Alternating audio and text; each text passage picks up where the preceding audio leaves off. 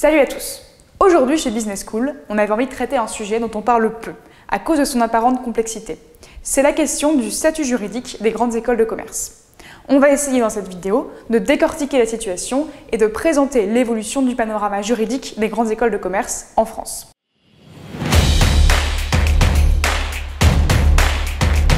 Le paysage des écoles de commerce est à la fois très dense et très hétérogène. Sur 200 institutions, une trentaine sont communément appelées grandes écoles. L'appellation grande école est un label délivré par la Conférence des grandes écoles et qui a permis d'accélérer le développement et le rayonnement des écoles à l'international. Mais bien souvent, on communique très peu sur les questions juridiques. C'est pourtant la charpente de l'école qui permet de concevoir et déployer les stratégies de l'école. Alors on peut se demander quel est le panorama juridique en vigueur dans les écoles de commerce, sous quel statut juridique sont régies les grandes écoles et comment a-t-il évolué et en réponse à quels enjeux. Avant toute chose, il est important de souligner la division des écoles en 3 groupes selon 3 types de logiques juridiques et qui correspondent à 3 statuts différents. Premièrement, le statut public. Alors il faut savoir que les grandes écoles publiques sont très largement minoritaires. Il y a l'IMTBS qui possède ce statut d'école publique, mais aussi l'école de Strasbourg, qui est un peu différente parce qu'elle est rattachée à l'Université de Strasbourg. Deuxièmement, le statut privé. Dans ce cas-là, les écoles sont indépendantes de l'État, aussi bien dans la gestion que dans leur financement. Il existe 2 types d'écoles au statut privé. D'une part, on trouve les associations, loi 1901, qui ne poursuivent pas de but lucratif et qui d'ailleurs ne sont pas censées dégager de bénéfices. Ainsi, l'ESSEC, l'IESEG ou encore Rennes School of Business ont choisi ce statut dès leur création. Attention tout de même, il faut garder en tête que certaines grandes écoles, pourtant sous statut associatif, sont en fait des entités qui appartiennent à des groupes qui ont une vision lucrative de l'enseignement supérieur. Et d'autre part, on a sous le statut privé les sociétés, donc la SA, la Société Anonyme, et la SAS. On peut citer par exemple l'ESCE, qui exerce sous ce statut depuis sa création et qui a clairement un but lucratif.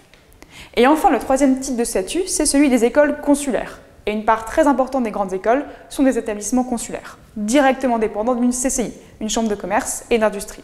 Cette dernière contribue à l'activité des écoles, principalement à travers une dotation financière, mais aussi en fournissant des services, comme par exemple les locaux. Au-delà de cette présentation des 3 types de statuts juridiques, voyons maintenant les mutations juridiques qu'ont connues les écoles au fil du temps, afin de gagner en autonomie.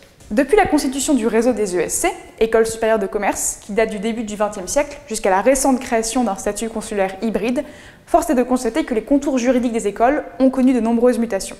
Historiquement, le paysage des grandes écoles françaises s'est construit autour du statut consulaire propre aux ESC. Elles ont constitué un réseau solide dès la première partie du XXe siècle, renforcé par l'ancienneté de certaines écoles. À l'époque, la politique des CCI est très claire. Les établissements consulaires fonctionnent de manière complémentaire et offrent une formation supérieure de commerce homogène sur l'ensemble du territoire français. Ces établissements doivent remplir leur mission d'intérêt général. En 1965, le réseau des ESC atteint son apogée avec 17 écoles. Dès les années 70, des écoles comme l'ESC Paris, l'ESC Lyon et Lille quittent le réseau et sonnent l'affaiblissement du modèle consulaire. En effet, à l'heure où la concurrence dans l'enseignement supérieur est de plus en plus forte et devient internationale, les écoles revendiquent un besoin d'autonomie dans la gestion de leur activité. Ce besoin d'autonomie est rendu possible dans un premier temps par la fin de la politique commune des CCI en 1980, chacune devenant désormais indépendante dans la gestion des établissements sous tutelle. Dans un second temps, dès les années 2000, un grand nombre d'écoles vont quitter le statut consulaire pour adopter un statut privé, celui de l'association loi 1901.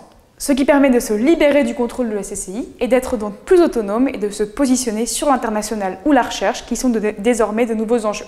Elle suit en fait le modèle des écoles comme l'ESSEC, l'EDEC ou l'IESEG qui font déjà cavalier seul sous le statut privé depuis leur création. C'est Audencia, ex-ESC Nantes, qui ouvre le bal en 1990 en quittant le statut consulaire pour devenir une association. Elle est suivie par l'EM Normandie en 2007, puis Rouen en 2008, Reims en 2011, Montpellier et Cage en 2013. Plus récemment, les écoles qui auraient fait le choix de rester des établissements consulaires peuvent désormais, si elles le souhaitent, évoluer vers un statut nouveau, l'EESC, l'établissement d'enseignement supérieur consulaire. Il a été créé dans le cadre de la loi Mandon en 2014. C'est un statut hybride qui se situe à mi-chemin entre l'ancien statut d'école consulaire et celui d'une société anonyme. En fait, il permet de se rapprocher du fonctionnement d'une entreprise grâce à l'entrée de capitaux extérieurs tout en préservant le caractère d'intérêt général de la mission. Il constitue une réponse aux coupes budgétaires qui affectent la gouvernance des CCI ces dernières années et qui limitent donc les marges de manœuvre. Les budgets alloués au CCI ont en effet été plafonnés et les ressources seront réduites de 700 millions d'euros d'ici 2022. Les CCI ne devraient plus recevoir qu'un budget minime puisque la majeure partie de leur financement proviendra d'activités marchandes autonomes comme par exemple les services proposés aux entreprises. Mais les écoles connaissent une très forte croissance de leur activité et ont besoin d'une augmentation de leurs ressources financières. Dans les faits, la CCI reste l'actionnaire majoritaire, mais l'école peut désormais s'ouvrir à d'autres actionnaires dont les parts ne doivent pas excéder 33%. L'école dispose désormais d'une structure financière bien définie et indépendante, augmentant ainsi ses possibilités d'endettement et la flexibilité dans la gestion quotidienne de ses activités. L'école BSB, ayant adopté le statut en 2016, constitue un exemple pertinent de cette ouverture facilitée au capital des entreprises. Des banques et des industries régionales ont donné leur feu vert pour investir dans l'école dès mars 2018. HEC en 2016, Audencia, Toulouse et Grenoble en 2017, puis le SCP et Noema en 2018 se sont aussi laissés séduire par ce nouveau statut. Mais une question majeure se pose. Maintenant que ces écoles sont plus enclines à développer leur valorisation intrinsèque, réussiront-elles à attirer des investisseurs d'envergure s'il n'existe pas de retour sur investissement sous forme de dividendes? En fait, on peut se demander si le passage au statut de EESC ou le choix d'un statut privé constituent les seules voies envisageables. Arrêtons-nous un instant sur le cas de l'EM Lyon. En 2018, l'école lyonnaise a pris une décision majeure, celle de devenir une société anonyme, à but lucratif donc. Adopter le statut de SA permet de bénéficier d'une indépendance totale vis-à-vis des structures publiques, mais surtout de faire appel à des capitaux multiples et massifs, essentiels au développement de l'école. Le statut juridique devient un instrument au service de la réussite de l'école. Il s'agit de se donner les moyens de financer un développement ambitieux. L'EM Lyon est en effet en pleine reconstruction de son offre pédagogique et remet en cause le modèle classique des business schools. Former des managers, comptables, juristes ne fera plus sens dans quelques années. L'heure est à la recherche appliquée à l'interdisciplinarité et aux soft skills. L'EM Lyon ambitionne de devenir un vrai laboratoire social et s'entoure des acteurs prêts à investir dans ses projets et à obtenir un retour sur investissement. Une autre question découle de cette tendance à la privatisation. Quelles en seront les conséquences? Est-ce que les frais de scolarité et le niveau académique en seront impactés? Les frais de scolarité restent la marge de manœuvre principale à court terme des grandes écoles de commerce.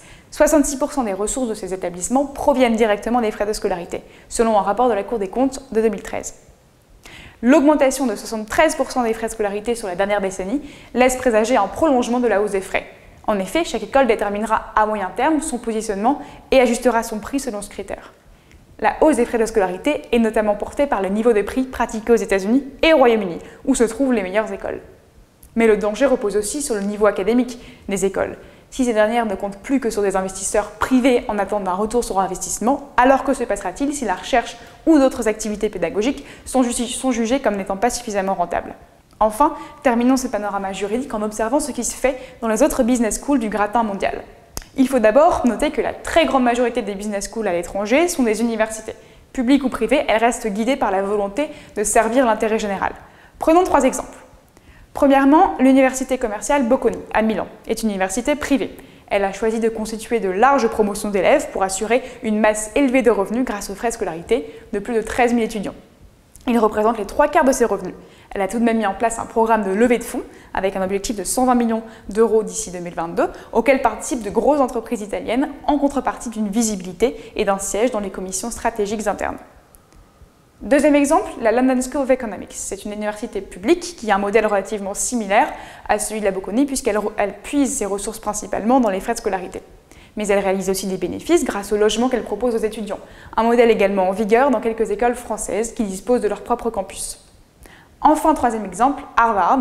Celle-ci se distingue fortement du modèle européen. Elle est privée et s'inscrit dans le modèle universitaire américain.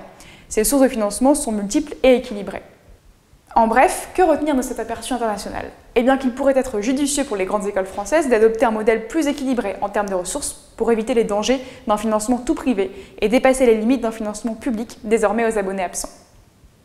Développer le mécénat de particuliers et d'entreprises, augmenter les effectifs grâce aux formations en ligne et aux formations continues, investir dans la recherche qui est plus que rentable parce que pour les DEC, par exemple, elle tire 20 millions d'euros par année de ses recherches en finance. Ce sont autant de pistes dont il faut accentuer l'exploitation. Le modèle juridique des grandes écoles de commerce françaises, le plus adapté, est encore certainement à construire.